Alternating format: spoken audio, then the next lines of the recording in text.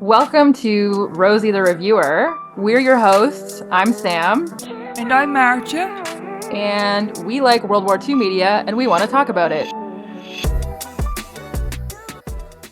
Welcome back to Rosie the Reviewer. This week we're talking about the movie Lee, which came out in 2023. It was directed by Ellen Kuras, written by Liz Hannah, John Colley, and Marion Hume, and produced by Kate Winslet. It was adapted from the 1985 biography The Lives of Lee Miller by Anthony Penrose, and it's a biopic about female war correspondent Lee Miller during World War II. What did you think about this movie? Nah, is what I thought about it.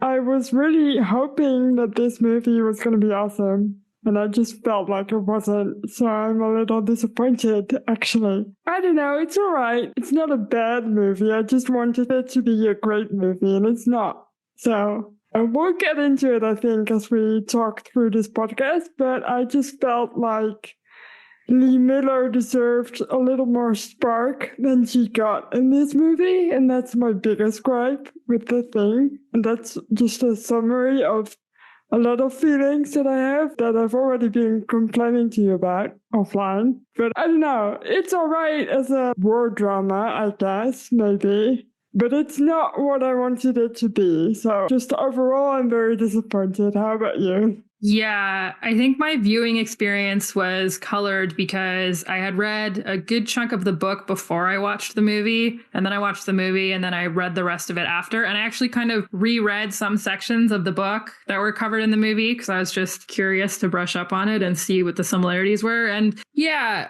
unfortunately, I just feel like a lot of people in Lee Miller's life didn't really see her. And I think the movie had that same problem. It didn't really see her. I was a bit bored, to be honest. Like a lot of it was quite, even as we were discussing offline, the coloring is very grim and gray. I find the characters are like very serious and a little bit bland. And overall, I agree. I was disappointed every time they actually make a World War II movie with a female lead. I get excited, but this one, unfortunately, didn't really live up to my expectations. Man, I'm so excited about it too. I feel like they had a really good opportunity, and we'll get into this more, especially as you tell us more about Lee Miller in the book. She was such a colorful, adventurous, dashing, daring lady, and I feel like the movie just didn't get her that way. So, I don't know. I'm also excited to talk about real Lee Miller. She was a fascinating person. Yeah, you shared some quotes from the book with me, and I also was pretty much influenced by those quotes watching the movie, and I was like, that's not the Lee Miller I just read on this page. Where is she gone? Where is she? But yeah, I think it's still good that there's a movie about Lee Miller, that it's been made, but it could have been so much better than it was. For sure. So let's get into the movie.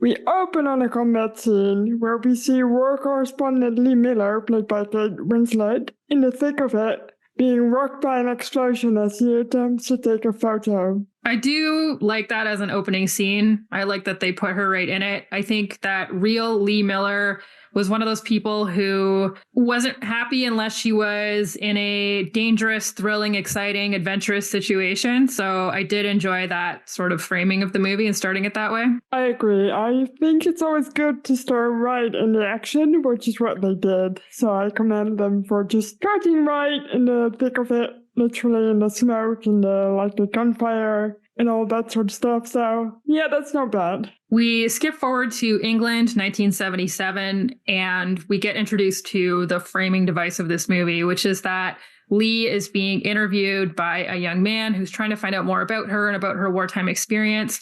His name is Tony, and he's played by Josh O'Connor. And she starts out by taking us back to the good old days, merrymaking with her friends in the sunshine before the war. It's France, 1938. And she explains, I was good at drinking, having sex, and taking pictures, and I did all three as often as I could. And then they show us the fact that they're doing that, and it's just not what she just described. It's just kind of boring. It feels like family holiday in France to me. It really does. And I almost feel like they used, okay, so there's like several scenes in this movie where Kate Winslet has her tits out, and this scene is one of them. And there's some other actors in the scene as well who do. And I'm just like, oh, is having your tits out a shorthand for like, this is a wild bohemian party? Yeah, I don't know. I just felt like you set it up with a line like that, and then you just don't deliver on that promise of that line. It's just sad. We are introduced to many of Lee's friends at this picnic lunch, including French Vogue editor Solange Diane, played by Marianne Cotillard, who we love, and French poet Paul Éluard, played by Vincent Colomb, his wife, surrealist artist Nouche Éluard, played by Noémie Merlan, and Lee meets artist and art collector Roland Penrose, played by Alexander Skarsgård, and these people are doing the merrymaking we've been promised. But it's very tame, kind of. I wanted more parties, what I wanted. I don't necessarily want more nudity. Nudity is not necessary. I just wanted more fun. Anyway, Roland and Lee begin a romance. And I have some feelings about this. Yeah, I mean, I think you're right. I feel like if they had made this partying, fun era a lot more like bright and dazzling and colorful and fun, then the contrast when she goes into the war zone would have been even more effective. But it just felt kind of washed out to me. Yeah, both in styling of the movie as in the acting too was just a little bit boring. And I feel like they could have played up the stereotype of French artists in that time, like the actual party and the kind of daring stuff. And there was none of that in there, and I missed it. Yeah, and you had some feelings about her relationship with Roland Penrose? Yes, because I felt like there was nothing in that acting. There was no chemistry at all. It just felt like, and that's just me probably thinking the real Lee Miller would have just been all over this guy, just flirting and teasing and dialogue, and it just wasn't there. I'm disappointed. Yeah, almost like they got their idea of what counts as bohemian from like a book or something like that. Like they didn't really, we talked about this a little offline, but they even sort of depict her relationship with Roland as being kind of traditional. Like they're living this married man and wife. I mean, they're not married, but they're living this sort of married adjacent life as man and wife in London. And, there's an implication that she sleeps with other men, but you don't really see it. Whereas in real life, I don't really get the sense it was like that. I mean, they had a very open relationship. She was constantly traveling around, sleeping with other people. He was constantly traveling around, sleeping with other people. And just the kinds of things that she got up to, she would organize when she was, at this point, she was still married to someone else. And when she used to live with him in Egypt, she would organize these treks into the desert with her friends. And they would get up to all kinds of shenanigans. And one time on one of the trips that she organized, she packed all alcohol and no water. And that was like Lee Miller to a T, that she was always doing that kind of stuff. She was just there to have a good time. She was kind of impulsive. Anything serious that happened, she would just laugh it off. And she's just like, they're all so sort of staid and serious at the same time as we're supposed to perceive them as like having a great, uproarious time. I almost wonder if the filmmakers, by which I also mean Kate Winslet, were afraid that if they showed Lee Miller being too flirty and too out there and if they were afraid that showing her like partying and flirting and all that sort of stuff, it would take away from the seriousness of her work and her art, kind of. You know what I mean? Yeah, I do hear that. It's just kind of frustrating because I feel like oftentimes when Hollywood embarks on projects like that, women aren't given the same slack that men would be given. And so, like let women be unserious and frivolous and, someone who always wants to be on an adventure, someone who always wants to be on the next ship out. And if she stops moving, she realizes this deep well of sadness inside of her and she realizes that she's unhappy. So she always has to be moving. She always has to be doing something new. I mean, I feel like you would give a man the leniency to behave in that way and still take his work seriously. And there seems to be this sense that like we can't accord women the same grace. I absolutely agree with that. And that's why I'm just wondering if that might be why they did it. Which is even worse when you realize that this movie was made mostly by women. It's like Come on, ladies. You know what it's like to be put in a position where men don't take you seriously. Like, own it, take it back like that. And I wish it was different. I'll keep saying this throughout the whole podcast, probably. All right, so we're back in London. It's 1940. Roland has a job with the military designing camouflage for vehicles. Lee manages to get a job as a photographer with British Vogue and begins to work with Audrey Withers, played by Andrea Riceborough, and Cecil Beaton, played by Samuel Barnett. She meets Life journalist and photographer David Sherman, played by Andy Samberg, on a photo shoot, and they begin to collaborate. And David Sherman is her big work partner throughout World War II. They travel around together and go on a lot of the same assignments together. So this is a primary relationship for her in the movie. I did like this relationship quite a lot. It's probably Andy Samberg is my favorite in this movie. And it's nice to see him in a serious role. But also, I had so many high hopes for everybody else that maybe it's a low bar at this point. So I'm not sure what it means for Andy Samberg, to be honest. Yeah, I mean, I was tickled by the fact that Kate Winslet reached out to him directly to be in the movie. I have a little snippet from the book that I think describes their relationship or their working relationship pretty well.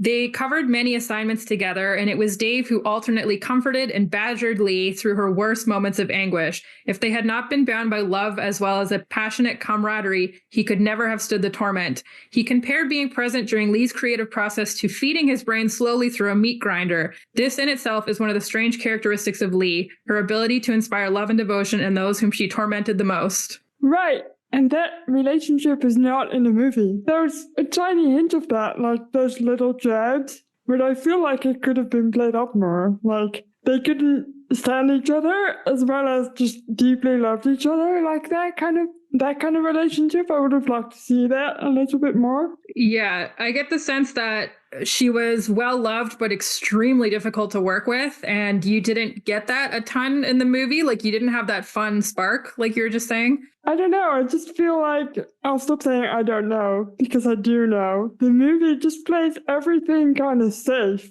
There's no real risk in anything. I do think it's interesting, and I don't know if you read more about this in the book, but Roland was a conscientious objector, right? They say it in the movie. Is there any mention of that in the book? Maybe. Honestly, it's funny because the movie really presents it as like Roland is the guy that she'll always go back to, and et cetera, et cetera, et cetera. And of course, I mean, they did end up growing old together, but their relationship was extremely contentious. And there was a long period during the war where she just didn't answer his letters and he was getting ready to like marry someone else. So they cover Roland to some extent in the book, but only as his life pertains to hers. So I don't remember if they said that specifically. Both Roland and David are scheduled to leave London to do war work, which drives Lee to stop trying to get the British to send her to the continent as a war correspondent, and she joins up with the Americans instead. Upon arrival in France, she discovered that she's not particularly welcome, clashing immediately with the CO in charge of the unit he's reported to, Colonel Spencer, played by James Murray of Masters of the Air fame. She does take some photographs in the field hospital, though.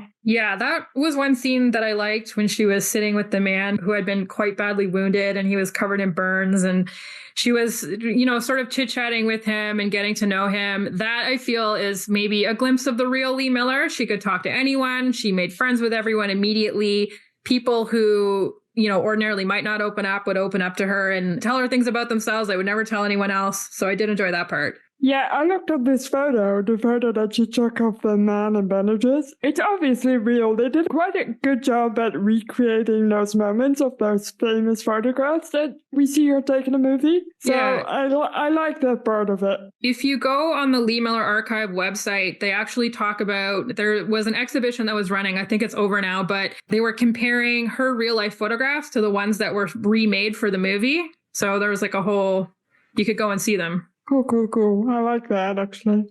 I feel like the makers of this movie, their hearts are in the right place. They want to do justice to Lee Miller. I have to commend them for that. But I'm still, again, disappointed. Yeah. I mean, if people aren't familiar, it took them a long time to get this movie made. I get the sense Kate Winslet had to do a lot of wheeling and dealing. And I believe this was the first movie that she was like a full producer on. So yeah, that was obviously a project that was near and dear to her heart. And as well as I believe the director, this was her first feature film. So it was a project all worked on by women and people were very passionate about it. Yeah. Lee is sent to St. Malo, which has supposedly been pacified. And that's when we return to the scene from the beginning where she's in an area of town with heavy fighting, obviously not as pacified as she was told. A Major Jonesy, played by Erin Zay Keene, puts her to work speaking to some local women. She meets up with David Sherman once again. And we sort of skip back to 1977, where Lee tells her interviewer that she found out later that she had photographed one of the first uses of napalm ever at St. Malo. And the napalm thing is true. Lee was one of the first people to photograph that. The British censor did not allow it to be published for obvious reasons. However, the movie depicts Lee's movements during this time as very much at the behest of the army and the team at Vogue. You know, she's allowed to do this, she's not allowed to do that, she has to get permission. Well, the book makes it clear that Lee pretty much did what she wanted when she wanted. She considered the 83rd Division of the U.S. Army, who liberated St. Malo, as her guys, basically. She became buddies with all of them, and they seemed to have some regard for her in return. Having violated her press credentials by entering a combat zone, the Army put her on house arrest, basically. They were like, you can't be going around, like, you have to stay put for now. She basically slipped away as soon as they weren't paying attention. She later changed her press accreditation to the Air Force because as the war was winding down and they had less to do, they were looking for more press coverage. So she was like, yeah, I'll give you your press coverage. And then she proceeded to, quote unquote, acquire her own Jeep and continue to follow the infantry around because she just thought they were more interesting. Just stole a Jeep. Just nicked one. Again, this would have been great in this movie. Just put some of that rebellious spirit in there. There's so much to go on and it's not in there. I'm just upset. I'm so upset. No, I know what you mean. She was just one of those people who just had the ability to talk herself into or out of any situation. She was not afraid of life. She was willing to go anywhere, no matter how dangerous it was, and try and blag her way through. Like, just an extremely interesting lady. Yeah, and I almost feel like it's unfair to women to not show that. Because women do have a harder time in the world still today, just getting the same shit done as men, and you have to show some balls, really. And she did, and I'm just sad that they didn't include it. Yeah. It's Paris, 1944. The city has been liberated. Leah's taking photos as much as she can. She witnesses some women having their heads shaved for having, quote-unquote, collaborated with the Germans. And then she also defends a woman who's being assaulted by an American GI. She meets her old friend Solange, who accuses Lee of not being present when the rest of them were being carted off for resistance activities in France.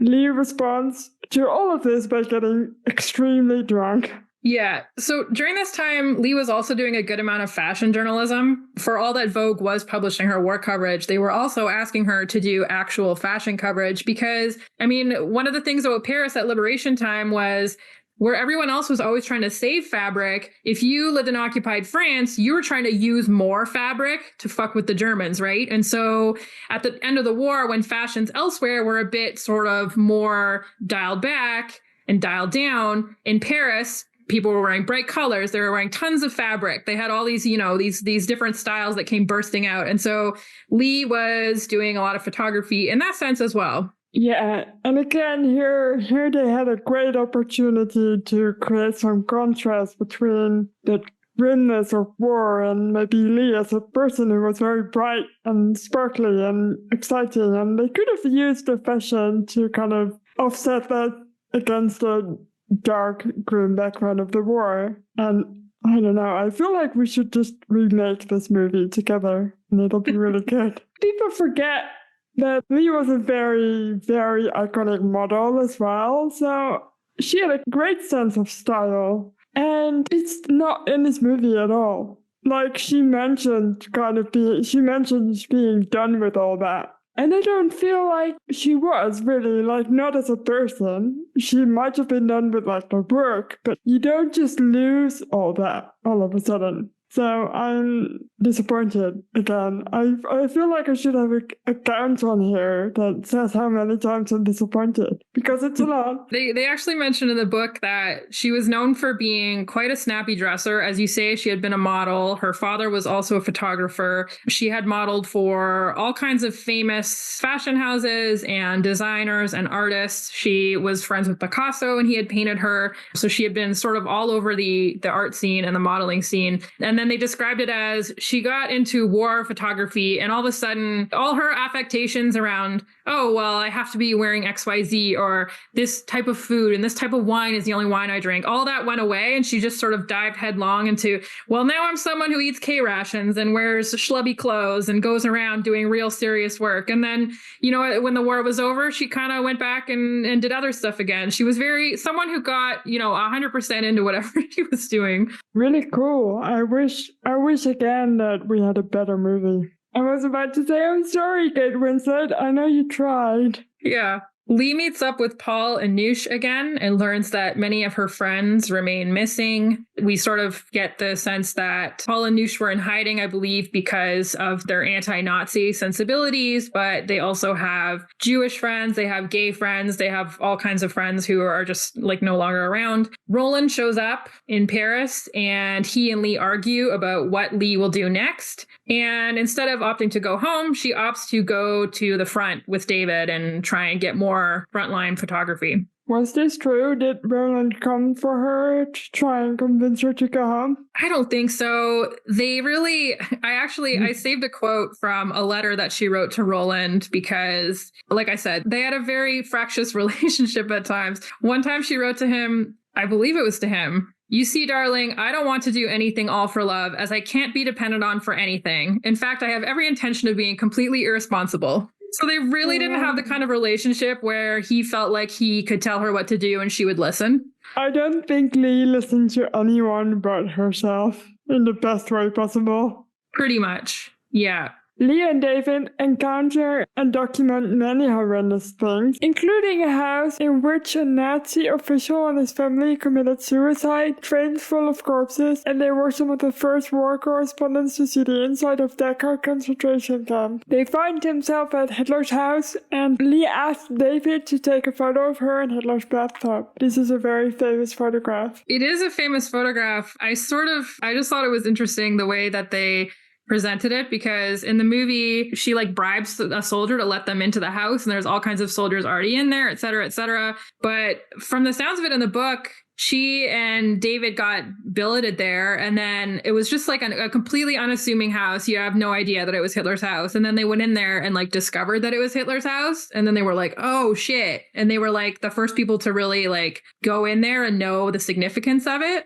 I also think, and I don't know for sure if it's true, if I read that right, but if they were like official press, they would have been given a rank that would have allowed them to go in there. So I don't know why they had to make it so difficult for them to get in there. Maybe to show Lee being smart and tricky with everyone and getting everybody to trust her. I mean, they could have done it on purpose for that. Yeah. They show a silver serving tray with Hitler's initials on it. And actually, in real life, Lee did abscond with a silver serving tray with Hitler's initials from the Eagle's Nest at the end of the war and took it home. And that became her serving tray for the rest of her life. It's giving Spears stealing cutlery. Yes. Lee also photographed Buchenwald. I don't believe we see that in the movie. She also photographed the liberation of the Eagle's Nest, which was where she was when the war officially ended. And I put my own little note in here. I only just realized as I was, reading the book and watching the movie that I had definitely seen one of her photos before, which was opera star Irmgard Seyfried singing an aria from Madame Butterfly in the burned out Vienna Opera House in 1945. And it's like this opera singer in silhouette and the building is all kind of like bombed out around her. It's a really cool image and it stuck in my mind. And I realized reading this book, I'm like, oh, Lee Miller took that photo. Yeah, I'd heard of Lee Miller before, but I had not seen any of her work. And then before this movie came out, my dad actually went to an exposition called Lee Miller in Print, and I have a book of this as well. It's just an exposition in the Netherlands about Lee Miller before the movie even came out. My dad was like, you have to talk about this lady on your podcast. I was like, okay, Dad. Thank you, Dad. It's like really cool. In the 1977 interview, it starts to become clear that Tony is Lee's son, as he tells her that she was never the mother he needed her to be. And the real life Tony Penrose is the one who wrote the Lee memoir upon which the movie is based. I very much disliked Lee in this scene because she tells him, I'll tell you a story if you tell me one. It feels very unkind to me, and that's when he says, when he tells her that. And it's just, I dislike that choice in the movie. Yeah, their real life relationship was difficult. They did not get along well for many years. They only really buried the hatchet after he grew up and had a kid of his own towards the end of Lee's life. I actually have the postscript here that he wrote, because obviously he did a significant amount of research for this memoir. Not only did he find all of her photographs in the attic, but there was also an unpublished manuscript. There was tons of letters. He ended up interviewing a lot of the people who had known her. And he said, the Lee I discovered was very different from the one I had been embattled with for so many years, and I am left with the profound regret that I did not know her better. This regret is bound to be shared by many, as Lee revealed only a small part of herself to any one person. It has often been those who were closest to her who have been given the biggest surprises by my research, almost as though Lee had carefully planned a little posthumous mischief. Imagine, though, not really knowing your parents. I cannot relate. It's interesting because we just did a very similar theme in Flags of Our Fathers, where it was written from the perspective of a son trying to understand a parent who had passed away. And, you know, I think anytime you try and do that, it's funny because Tony writes the memoir from a very like impersonal perspective. He refers to himself in the third person. Like, you wouldn't know that Leah is his mother until you get to the postscript, really. But you still get a sense of their perspective on this person. As you're reading the book, there's like a few little parts where you can tell that some things upset him a little bit, or some things you're getting a little bit more of a personal perspective than you might otherwise. Lee returns home to Roland. Her pictures are not initially published in British Vogue, and she goes on a rampage in the office, attempting to destroy her own photo negatives. She's very upset. She's just upset. Very, very, very upset. This didn't happen as far as I can tell. Basically what happened is the war ended, and then there's a quote from the book that says, "The period following armistice was a devastating anticlimax for Lee and her journalist colleagues. The tension that had vitalized them suddenly evaporated." And she basically bailed on Roland for almost a year after the war. She lived in Paris with David for a bit, and then she traveled through post-war Europe. She photographed all kinds of things. She photographed the shooting by firing squad of the fascist Hungarian ex-prime minister. She was put up by deposed royalty. She was arrested by the Russians at one point, but she seems to have been almost trying to make it last, not wanting to give up that time in her life that had felt like it had significance and meaning, and kind of trying to draw it out for as long as she could. And David is actually the one who eventually cajoled her into returning to Roland, and her and Roland sort of got back together, and they ended up having a son on September 9th, 1947. I wonder almost if she was one of those people who just burned really brightly, but then if there was nothing going on, she was just really, really sad. You kind of mentioned it briefly earlier. I know people like that who are just, it's all or nothing, really.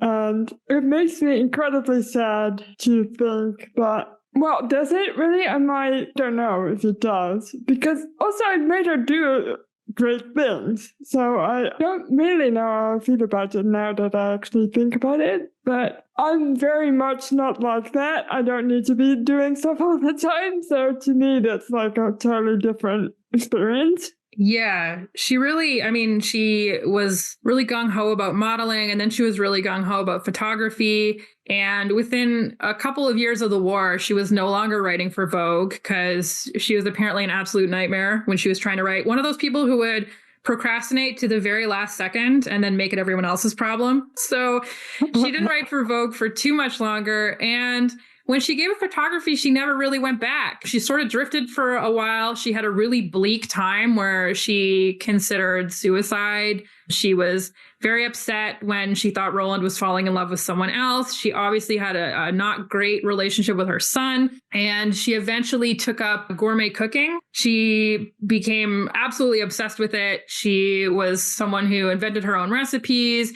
She went to cooking school. She would have gourmets from all over the world come to visit her. She really, really got heavily invested in that. She became super, super invested in classical music. So she was just one of those people, like, she would get super, super into something, and then when she was done with it, she was done, you know? We should put one of her recipes. I think you said one of them was in the book. We should put it on the website. Just honor her gourmet cooking experience. I would love to make that recipe, to be honest, just to try it out. Can you please document your making of it? And we'll just have it as a little expose on the blog.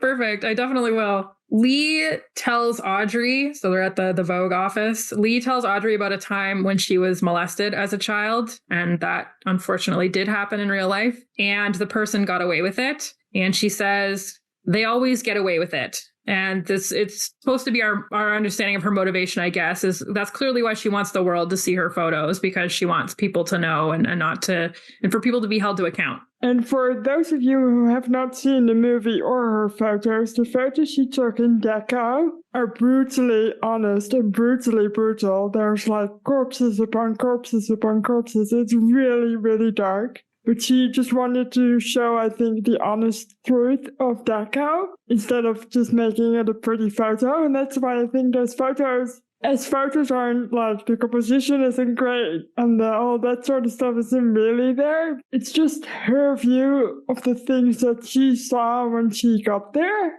And I think that's why they're so famous and special. In 1977, Lee shows Tony a box full of keepsakes she kept from his childhood. Ultimately, in the next shot, we find out that Tony is at Lee's home, but he's alone, and it's after her death, having just discovered all of this memorabilia and photographs that she had never told him about. So we find out that he's not actually talking to her. He's just in the room by himself, just looking at all those photos that he's never seen before. Yeah, and for all that their relationship was difficult, he really put a lot of effort after her death into preserving her legacy. So he's the one who established the Lee Miller Archive, and you can actually go on their website and see like tons of photos that she took, that her father took, that various members of the family took. So that's kind of cool. And also you get to see David's photos of her on that side. And I said to you before we started recording that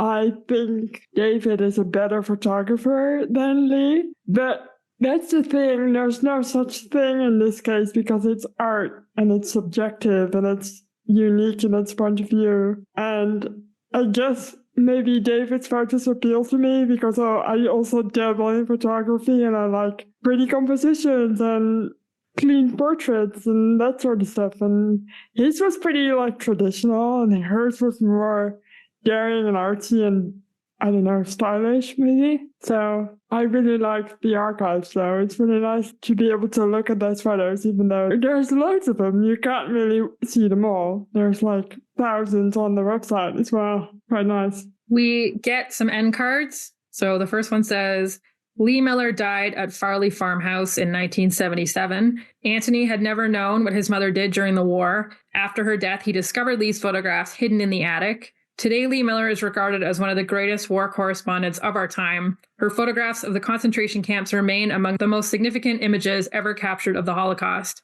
Shortly after Lee's death, the family created the Lee Miller Archives. Roland died in 1984. Since then, Anthony and Lee's granddaughter Amy have devoted their lives to upholding Lee's legacy. I watched a little YouTube video of her granddaughter talking about her. I think it's quite moving, actually, to see those. So I'll put them on the website. I'll just embed them in the post, and you can go watch them with those as well. Cool. Post-war, Davy returned to New York. He remained at Life magazine and went on to become the longest-serving staff member. He stayed close friends with Roland and Lee until the end of their lives. Yeah, he passed away in the 90s, I believe. So a lot later. Audrey died in 2001 at the age of 96. She always regretted not publishing Lee's images of the camps in British Vogue.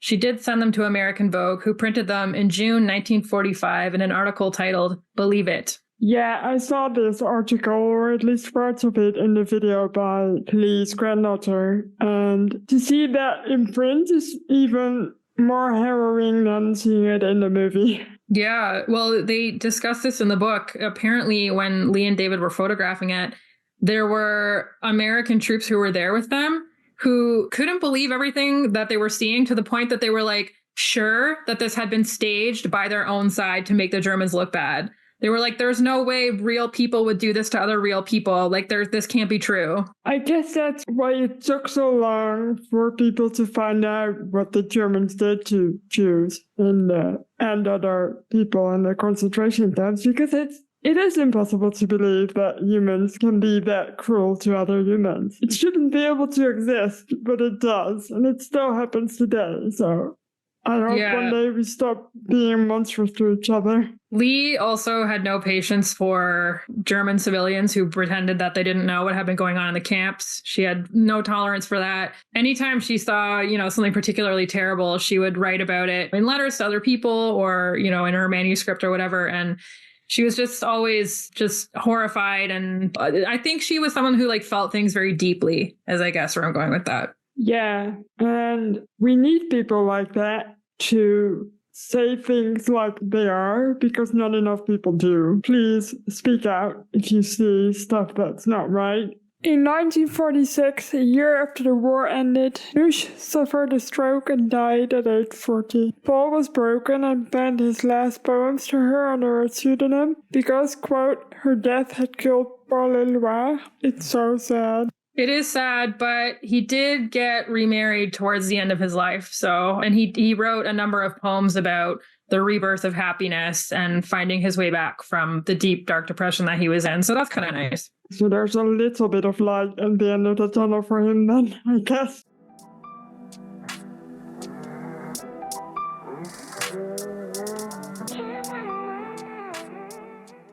I wanted to read a little something that Lee had written, because, of course, she's known for her photographs, but she also wrote articles for Vogue. And when I tell you she was in the thick of it, she was in the thick of it. Like that woman was not letting herself be held back from anywhere, no matter how dangerous it was. So she's written, the building we were in and all the others which faced the fort were being spat at now. Ping, bang, hitting above our window, into the next, breaking on the balcony below, fast, queer noise, impact before the gun noise itself, following the same sound pattern, hundreds of rounds, crossing and recrossing where we were. Machine gun fire belched from the end pillbox. The men fell flat, stumbling and crawling into the shelter of shell holes. Some crept on, others sweeping back to the left of the gun's angle, one man reaching the top. He was enormous, a square-shouldered silhouette, black against the sky between the pillbox and the fort. He raised his arm, the gesture of a cavalry officer with saber waving the others on. He was waving to death, and he fell with his hand against the fort. That's almost poetry in itself. It's very descriptive and vague at the same time. Yeah, I get the sense that Lee was one of those people who didn't work a lot at getting better at her writing. She had an innate knack for it, and she was one of those people who could kind of cruise on skill. We all know people like that. I'd like to talk a little more about real life Lee, because she was just such an interesting person. I think the very first snippet that I sent you from the book is this one. This is from a letter that Lee wrote during her first marriage when she was living in Egypt. She wrote this letter perhaps to her brother. Lee was one of those people where her brother and her sister-in-law were her favorite people, but she would write them once a year. And it was she would write tons of letters to someone she didn't know that well. She's just such a, not someone who has held together traditional relationships very well. But anyway, she wrote this letter. She said, he and I went out to a village to take some pictures. Unfortunately, I ran over a man or something. You see, if you hit anyone here in the country, you are expected to beat it. In fact, the consulates always say, hit and run, and report afterwards. So it spoiled the trip, and Aziz won't let me go again unless I have a sort of guide with me. But the pictures are swell. Oh my God, I'm still laughing from when you sent me this a week ago. It's just hilarious. I feel like I know people like this who are just deadpan funny. And I'm sure she felt really bad about driving over someone, but at the same time, if you're then writing a letter to someone and realize how funny it could be, and then realizing how funny it is, and then writing it down away, it's just, I would have loved to have a friend like that. Yeah. Yeah. She was funny. So in the movie, there's like scenes where Lee is talking to these women in a basement, and one of the women slept with a German officer, and they're all saying that she's a collaborator. And Lee is obviously very sympathetic towards her, and she's very sympathetic again later when the woman is getting her head shaved because she's being accused of being a collaborator. And of course, the scene where Lee saves someone from being sexually assaulted and all this kind of stuff. And I feel like because the movie is being made now, when it's being made, there's this urge to make Lee into a sort of like almost feminist figure in that way, which is not to say that she wasn't, because Lee was someone who, wherever she went, she would put her camera down and try and help people. There is this one anecdote where before she was ever a war correspondent, there was a serviceman in the town where she lived who basically tied up one of her friends and like beat her. And so Lee and some of her other friends got together. They lured this guy to a warehouse and they beat the shit out of him. And then they put a rumor around town that he'd been wounded by unknown assailants so that everyone would, you know, be all sympathetic, like, oh, what happened? What happened? And of course, he wouldn't want to tell anyone that he got beat up by 3 women. And so he essentially applied for a transfer and got the fuck out of town. And so Lee did, you know, things that were helpful, and she helped other women. But at the same time, I feel like this movie's came down perhaps a little bit too hard on this note of her being like a friend of all women, you know? Yeah, and maybe she's also not that much of a goody-goody. I feel like in the movie she's pretty like obedient still, and I feel like she just wasn't in real life. No, like that lady never took direction from anyone a day in her life. Yeah. I mentioned this earlier, but when she got arrested by the Russians, that whole passage of the book is so funny to me. She gets picked up by the Russians. She's photographing some villagers. She's not 100% clear why she's been arrested. So she goes to jail. This is just immediately after the war.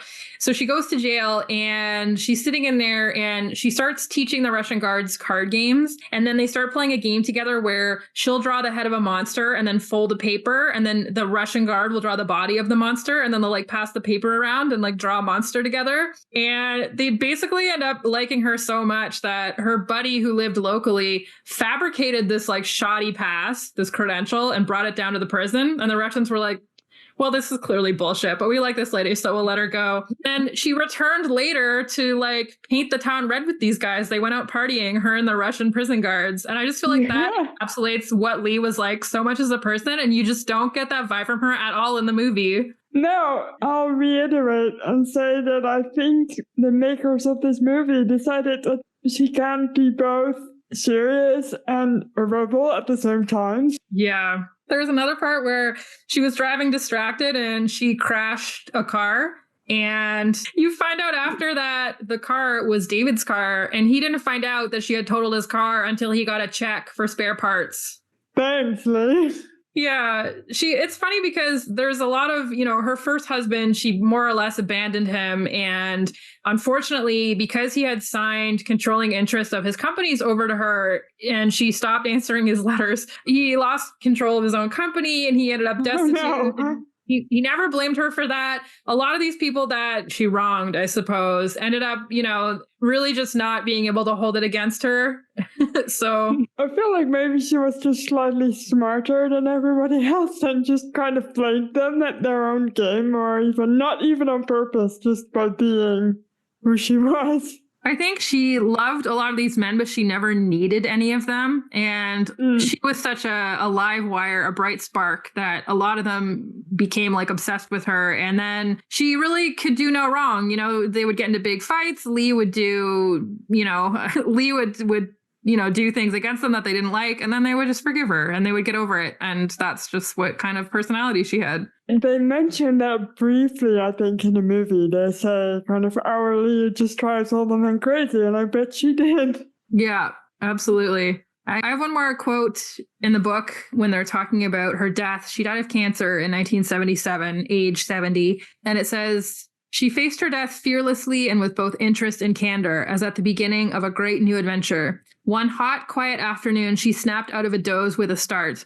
In a moment of panic, she whispered to Tony, who was seated beside her, I feel I am on the edge of an abyss, and if I let go, I will drop and go on falling forever. No, it's not like that, said Tony, drawing a sudden inspiration from the squeaking and chattering that came from the eaves. The baby house martins don't have a chance to practice either, but the moment they plunge from their nest, they find they can wheel and swoop and soar forever. The idea seemed to satisfy Lee. A few days later, on the bright, clear dawn of 21st of July, she slipped away as Roland held her tightly in his arms. That's beautiful and sad. Yeah, lovely. You can tell that Tony inherited some of her way with words. Yep. Yeah, that's really good. Thanks for sharing some of those. I think I will read the book because it sounds like a fun adventure to read. Yeah, it was really good. She was just so larger than life. You know, sometimes you read a memoir and it's a lot about like what the person did. And I feel like this memoir is a lot more about like who she actually was and, you know, what drove her and motivated her. And, you know, as I said, when I was reading from the little postscript in the book, no one person ever seemed to really know all of her. She like played it really close to the vest, but at the same time, she was larger than life and she was friends with everyone and seemed to just feel like she had to keep going. Otherwise, she might, if she ever settled down for too long, she would realize that she was unhappy. So a fascinating person, ultimately, I think a little bit sad. Yeah, agree.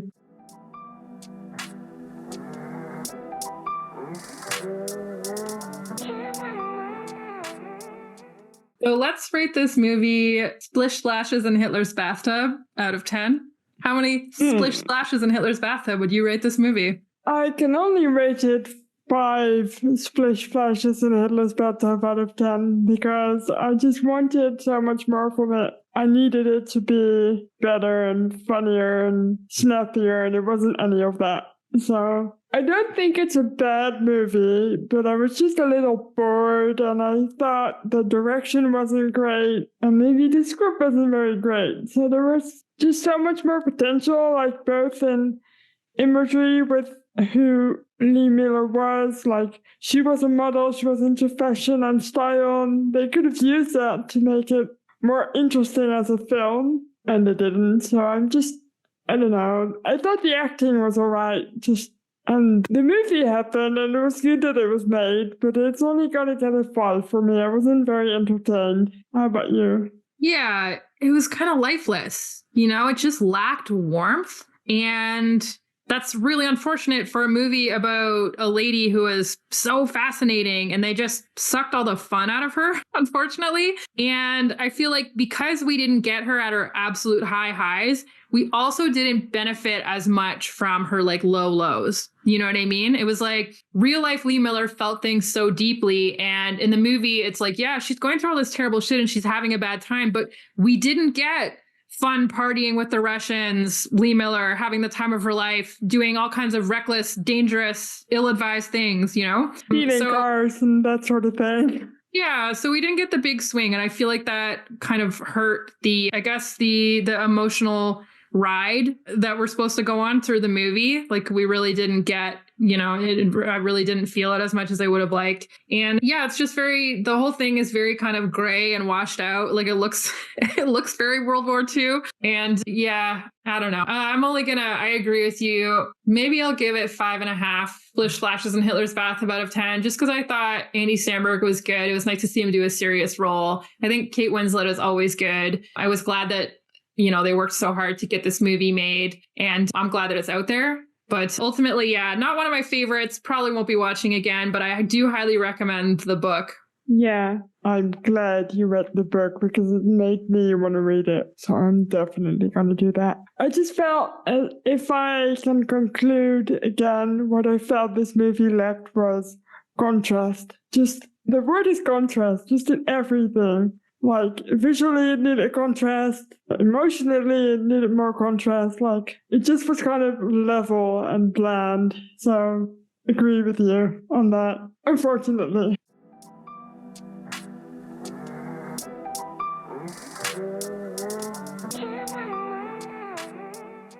Well, thanks so much for listening. Are you reading anything new this week? I have returned to reading A Wing and a Prayer. Finally, and it's so funny. So it's already up there. Like I think I might like it more than Lucky's memoir. So I'm cheating on Lucky. Sorry, Lucky, but Eric Crosby's my new squeeze now. How about you? I also loved A Wing and a Prayer. I think Harry Crosby is a hoot and a half. I'm going to be away for another few days. I feel like I just keep saying that I'm going on vacation, but I think I'm going to crack into The Freedom Line by Peter Eisner. So we could potentially do an episode themed around that in the future. Ooh, interesting you should say that. That's all I'm going to say about that. Where are you going? So I'm going to see the Grand Canyon in Arizona, and then I'm going to spend a couple days in Vegas. It's the Vegas weekend. The Vegas weekend. Please don't do anything I wouldn't do. Listen, if I can go to Vegas and survive, everyone can. Well, I hope you have the best time, Sam. Thank you. Thank you, everybody, for listening. This was another fun episode. You can follow us on Instagram at Rosie the Reviewer Podcast. You can subscribe to our podcast wherever you get them, like on Spotify or Apple or whatever, or you can watch our episodes on YouTube. That's also fun. And don't forget to share with your friends. And if you want some more background information, you can visit our website, rosieTheReviewer.com. See you next week. Bye!